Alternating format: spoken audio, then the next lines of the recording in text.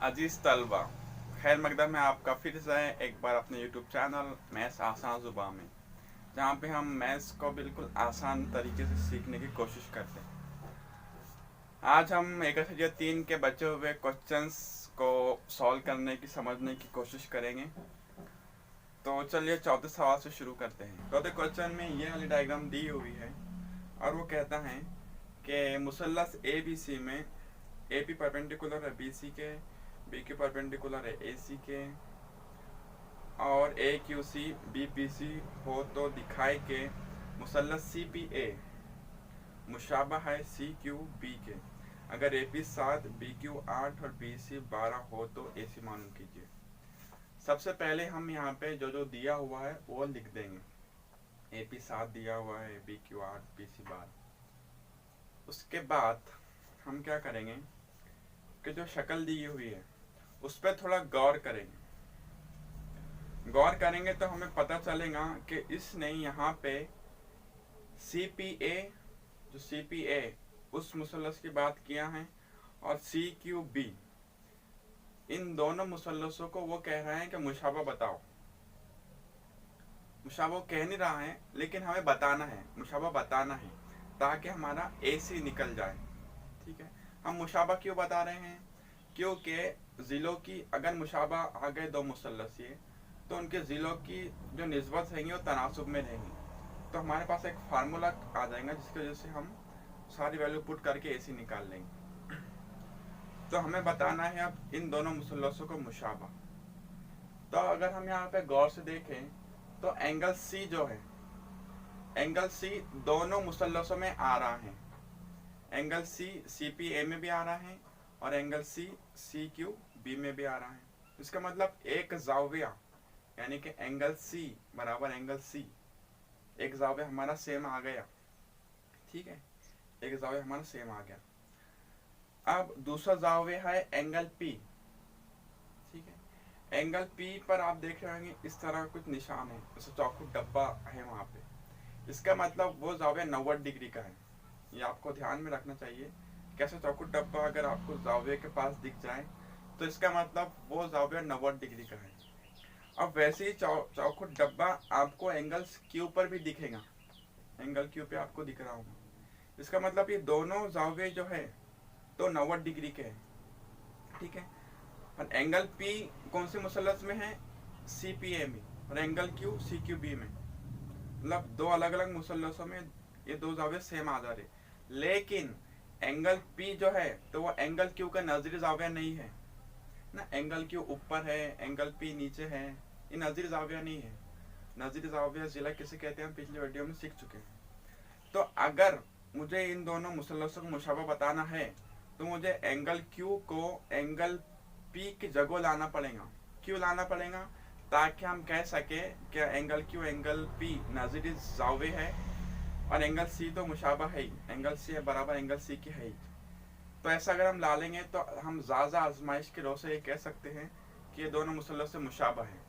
और अगर ये दोनों मुसल्लस से मुशाबा आ गई तो हम इनके नज़री ज़िलों की निस्बत तनासुब में लिख देंगे और हमारा ए पी निकल जाएगा।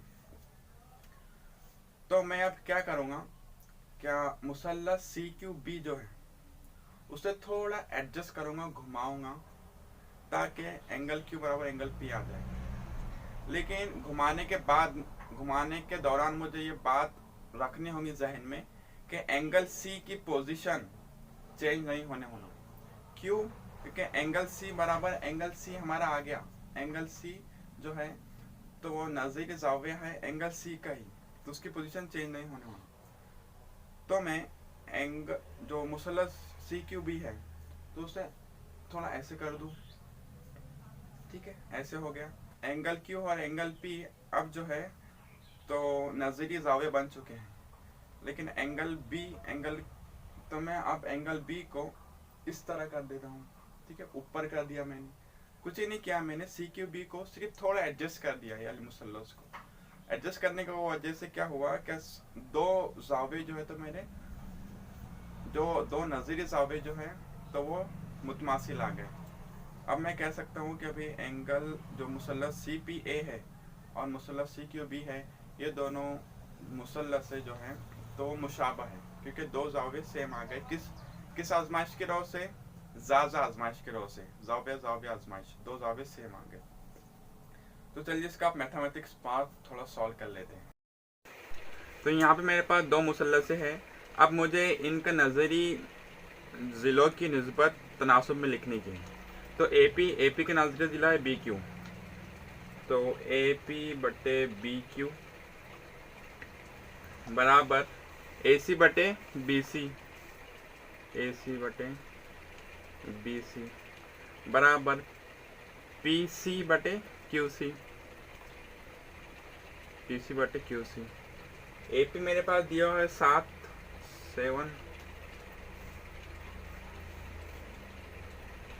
BQ है 8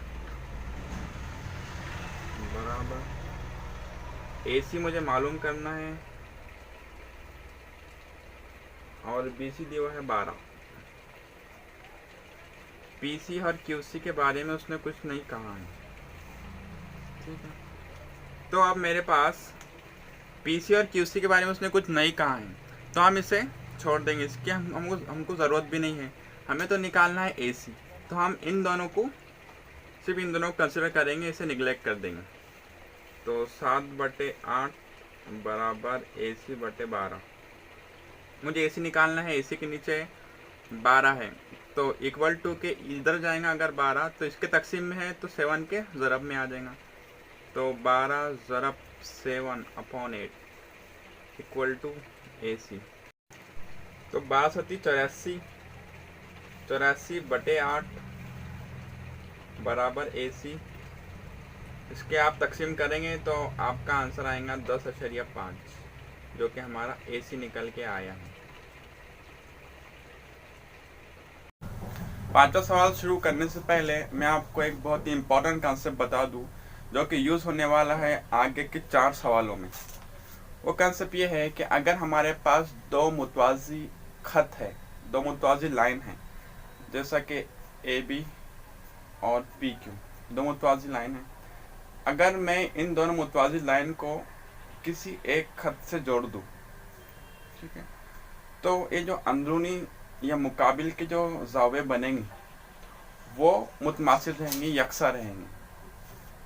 मुतवाज़ी लाइन बोले तो ऐसी लाइनें जो कि कभी मिलती नहीं, जैसे रेल के पटरियाँ होती है मिलती नहीं, उस तरह दो मुतवाज़ी लाइनें अगर मैं उसे एक लाइन से जोड़ दूँ तो ये जो एंगल बनेंगे, अंदरूनी एंगल, जिसे मुकाबिल एंगल भी कह सकते हैं, अपोजिट एंगल भी कह सकते हैं, तो वो सेम रहेंगे। ये बात ध्यान में रखने की है, और यही कंसेप्ट हमारे चारों सवालों में आगे के यूज़ होने वाला है। अगर मैं इस तरह की भी कोई लाइन खींच दूँ तो ये वाला एंगल और ये वाला एंगल जो रहेगा यकसा रहेगा, सेम रहेगा। तो बढ़ते हम पांचवें सवाल की तरफ, जो कि आपको यहाँ दिख रहा होगा। वो कहता है जूजान का PQRS में ज़िला SR पैरेलल है ज़िला PQ के। AR बराबर 5 AP है और AS बराबर 5 AQ है, तो साबित कीजिए कि SR बराबर 5 PQ। एग्ज़ाम में जब आपको इस तरह का सवाल दिखेगा तो आप कंफ्यूज हो जाएंगे कि मैं इसे सॉल्व किस तरह करूं, क्योंकि आपने बहुत सारा पढ़ के रखा हुआ होगा। तो इसमें सबसे पहले आपको क्या साबित करना है, क्या दिया हुआ है, इससे अपने वो नहीं देखना है। पहले सबसे पहले अपने को देखने का है शक्ल, कि शक्ल में अपने को क्या दिखाई दे रहा है। तो शक्ल में उसने कहा है कि SR पैरेलल है PQ के, मतलब जो SR है वो पैरेलल है PQ के। पैरेलल है यानी कि मुतवाज़ी है, और जो SQ लाइन है, SQ, वो दोनों मुतवाज़ी लाइनों को जोड़ रही है, ठीक है। इसका मतलब जो एंगल बनेंगे, है ना, जो मुकाबिल एंगल बनेंगे, अंदरूनी एंगल, यानी कि एंगल Q और एंगल S, मतलब एंगल PQA और एंगल QSA मुतमासिल रहेंगे, सेम रहेंगे, क्योंकि अभी हमने एक कंसेप्ट सीखा है। और उसी तरह एंगल QPR और एंगल QRP ना, ये भी मुतवाज़ी रहेंगे, क्योंकि वो एक ऐसी लाइन है जो कि दो मुतवाज़ी लाइनों को जोड़ रही हैं, तो ये वाले एंगल यकसा रहेंगे, ठीक है। तो इस तरह से हमें दो एंगल मुतमासिल है, ये पता चल गया है। अब जो शक्ल में ए पॉइंट है, वहाँ पे कैची नज़र आ रही है आपको बनी हुई, इस तरह से कैची बनी हुई है। तो इस जगह भी जो अंदरूनी जावे है तो वो मुतमासिल रहेंगे। मतलब angle P A Q, angle P A Q मैं बोल रहा हूँ तो बीच में ए आ रहा है, मतलब एंगल ए की बात चल रही है। अब एंगल पी ए क्यू, तो ये वाले एंगल की बात कर रहा हूँ मैं। तो एंगल पी ए क्यू मुतमासिल आ जाएगा एंगल एफ ए आर के, ठीक है। क्योंकि कैची बनी हुई, अगर आपको कहीं भी इस तरह की कैची बनी हुई दिखी तो ये जो अंदरूनी एंगल जो रहेंगे वो मुतमासिल रहेंगे, यकसा रहेंगे, सेम रहेंगे। तो इस तरह से अपने पास दो शक्ल बन गई हैं, दो मुसल्लस बन गई हैं, एक है ए पी क्यू और एक है ए एस आर। और इन दोनों मुसल्लसों में तीनों भी एंगल जो है, नज़ीरी एंगल जो है तो वो सेम है। यहाँ पे एंगल पी जो है तो वो बराबर है एंगल आर के, ठीक है। एक मुसल्लस ऊपर है छोटी वाली, एक बड़ी वाली मुसल्लस नीचे है। तो छोटे वाली मुसल्लस में एंगल पी जो है तो एंगल आर के बराबर है, और एंगल क्यू एंगल एस के बराबर है, और एंगल ए बराबर, तो एंगल ए है ही। तो मैं क्या करूँगा अभी, हमें क्या करना है, छोटी वाली मुसल्लस को इस तरह एडजस्ट करना है कि वो बड़ी वाली मुसल्लस की जैसी दिखे हमें दिखने में, है ना। जिस तरह बड़ी मुसल्लस है इस तरह छोटी वाली मुसल्लस अपने पास कैसी है, उल्टी है, ठीक है।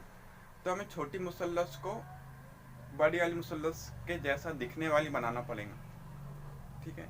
तो मैं छोटी वाली मुसल्लस को क्या करूँगा, थोड़ा सा इस तरह घुमा दूंगा ताकि वह बड़ी वाली मुसल्लस के जैसे दिखे, ताकि हम नज़री ज़िले के तनासुब, नज़री ज़िले हम पहचान सके दोनों मुसल्लसों में, इसलिए हम घुमा रहे हैं उसे। अगर आप एग्ज़ाम में उसे नहीं घुमाते हैं और आपके समझ में आ जाता है तो उसे घुमाने की ज़रूरत नहीं है। एग्ज़ाम कंपलसरी नहीं है कि आपको एग्ज़ाम में घुमाने पड़ेगा, लेकिन समझने के लिहाज से, आसानी की वजह से हम इसे ऐसा इस तरह एडजस्ट कर देते हैं डायग्राम को। जब हम मुसल्लसों को जो रोटेट कर रहे हैं, एडजस्ट कर रहे हैं, तो हमें जिस मुसल्लस को हम घुमा रहे हैं उसमें हमें यह बात ध्यान रखनी पड़ेगी कि जो जाविया जिस जाविया के मुतमासिल है, मतलब जैसा कि इसमें जो जाविया ए है तो वो मुतवाज़िल जाविया ए के, तो बड़ी वाली शक्ल में जाविया ए कहाँ पे है, ऊपर है। तो छोटी वाली शक्ल को जब हम घुमाएंगे तो वे ऊपर रहना चाहिए, और जाविया पी जो है तो वो मुतवाज़िल जाविया आर के। बड़ी वाली मुसल्लस में जाविया आर जो है तो उस तरफ है, तो जाविया पी को जब हम मतलब छोटी शक्ल को जब हम घुमाएंगे तो जाविया पी भी उस तरफ रहना चाहिए, और जाविया एस बराबर है जाविया क्यू के, तो जाविया क्यू भी इस तरफ रहना चाहिए क्योंकि एस इस तरफ है, ठीक है। तो हमने घुमा दिया। अब हमें डायरेक्ट हमें इस मुसल्लस को मुशाबा फर्ज कर लेना है कि दोनों मुसल्लस से मुशाबा है। क्यों? क्योंकि तीनों भी जो जावे थे वो यकसा आ गए, मुतमासिल आ गए। तो जा आजमाइश की रौ से ये दोनों मुसल्लस से मुशाबा हो गए। मुसल्लस से मुशाबा हो गए तो उनके ज़िलों की निस्बत, नज़ीर ज़िलों की निस्बत तनासुब में रहती है। ये हमने सीखा हुआ है पिछले लेक्चरों में। तो अब हम इनके नज़ीर ज़िलों की निस्बत लेंगे। तो हमें यहाँ साबित करना है कि एस आर बराबर 5p क्यू। ये साबित करना है तो हम इनके नज़ीर ज़िलों की निस्बत लिखेंगे और ये साबित करेंगे। तो सबसे पहले ए आर बटे ए पी। यहाँ पे एक बात का ध्यान रखना है कि अगर हम इससे शुरुआत कर रहे और ये ले ले तो अगली बार अगर जब हम ये लिख रहे तो शुरुआत हमें इस मुसल्लस से ही करना पड़ेगी, यानी कि ए एस बटे ए क्यू बटे एस कर देंगे तो गलत हो जाएगा। तो ए आर हमारे पास दिया हुआ है 5AP, तो ए आर की जगह 5AP लिख दिए, नीचे AP जैसा का वैसा। ए एस दिया है 5AQ और AQ जैसा का वैसा लिख दिए। एस आर दिया है, नहीं साबित करना है एस आर, तो एस आर हम जैसा का वैसा रख देते हैं। अब ये AP कैंसिल हो गया क्योंकि सेम है, ये भी कैंसिल हो गया। मतलब 5 इक्वल टू एस आर बटे QP। अब हम ये दोनों ले या फिर ये दोनों ले, मतलब ये दोनों ले या ये दोनों ले, एक ही बात है। तो हम इन दोनों का लेते हैं। तो 5 बटे यहाँ पे लिख देते हैं 5 इक्वल टू SR/QP। इन दोनों की निस्बत ली। अब QP को हम यहाँ भेज देंगे 5 के ज़रब में, तो SR आ गया हमारा 5QP, जो कि हमें साबित करना था। बिल्कुल पांचवें सवाल की तरह छठा सवाल है अपना। वो कहता है कि जुज़न का ABCD में ज़िला AB पैरेलल है ज़िला DC के, मतलब AB और DC मुतवाज़ी है। वित्र AC और वित्र BD एक दूसरे को नुक्ता O पर किता करते हैं। नुक्ता O पर वो दोनों वित्र एक में को किता कर रहे हैं। AB 20, DC 6, OB 15 हो तो OD मालूम कीजिए। ठीक है, दो पैरेलल लाइन है और जो वित्र हमारे BD है ना, दो मुतवाज़िद लाइन को वो किता कर रहा है। तो ये वाले एंगल जो रहेंगे मुकाबिल के ज़ावे जो रहेंगे वो यकसा रहेंगे। और उसी तरह CAB जो मुतवाज़िद लाइनों को जोड़ रहा है, तो ये वाले एंगल जो रहेंगे वो यकसा रहेंगे, मुतमासिल रहेंगे। और O पे आपको दिख रही है इस तरह की कैची बनी हुई, तो ये वाले एंगल भी जो रहेंगे तो यकसा रहेंगे, यानी कि तीनों ज़ावे जो हमारे यकसा आ गए। तो अब हम इसे ज़ा आजमाइश की रो से मुशाबा कह सकते हैं। ज़ा आजमाइश की रो से मुशाबा कह सकते हैं। लेकिन अब ये मुशाबा आ जाएंगे तो हमें ज़िलों की निस्बत को तनासुब में लिखना पड़ेगा, जिसकी वजह से हमें जो ऊपर वाली छोटी शक्ल है उसको एडजस्ट करना पड़ेगा, बड़ी वाली के जैसा बनाना पड़ेगा। एडजस्ट करने के साथ हमें ये बात ध्यान में रखनी होगी कि जो एंगल सेम है, यानी कि एंगल C और एंगल A सेम है, तो एंगल A जिस पोजीशन पे है उसी पोजीशन पे एंगल C आना चाहिए। तो हम छोटे वाले मुसल्लस को थोड़ा इस तरह घुमा देंगे, फिर हम बाद में इनकी ज़िलों की निस्बत ले सकते हैं। हमारे पास मुसल्लसे हैं, इनके हमें नाज़िर ज़ावे की निस्बत लिखने की है।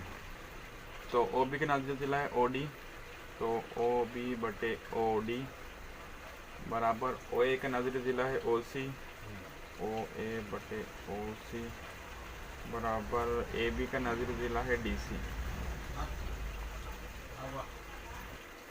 तो हमें उसने OA अपॉन OC जो है, तो उसने हमें कुछ कहानी है उसने सवाल में, और हमें निकालना है OB भी हमारे पास है, AB भी है, DC भी है। तो हम इसको नज़रअंदाज कर देते हैं, इन दोनों की हमें जो है हम निस्बत लेते हैं। तो OB/OD बराबर AB/DC। OB है मेरे पास 15, OD हमें निकालना है, AB है 20 और DC है 6। OD को मैं 20 के ज़रब में भेज देता हूँ और 6 को 15 के ज़रब में भेज देता हूँ। तो 15 ज़रब 6 बराबर 20 ज़रब OD।